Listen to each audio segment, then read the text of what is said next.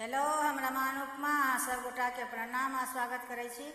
एक जितिया के गीत सुना रहल छी। जहाँ नीक लगे तो लाइक शेयर कमेंट जरूर करब और चैनल के सब्सक्राइब कर लेब। जितिया के पावन बड़ भारी गे बहिना, जितिया के पावन बड़ भारी, जितिया के पावन बड़ भारी गे बहिना, जितिया के पावन बड़ भारी। सतमी तिथि का नहा खाए करबै, सतमी तिथि का नहा खाए करबै, मड़ुआ के रोटी तरकारी गे बहिना, जितिया के पावन बड़ भारी।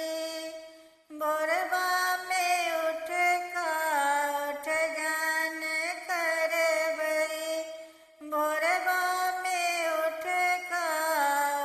गन करबै, भाई के नाम का फकरा पढ़बै। अष्टमी तिथि निर्जला गे बहिना, जितिया के पावन बड़ भारी। अष्टमी तिथि निर्जला गे बहिना, जितिया के पावन बड़ भारी। पितर पितरन के नैवेद्य चढ़बै, पितर पितरन के नैवेद्य चढ़बै, चूड़ा दही और मिठाई गे बहिना, जितिया के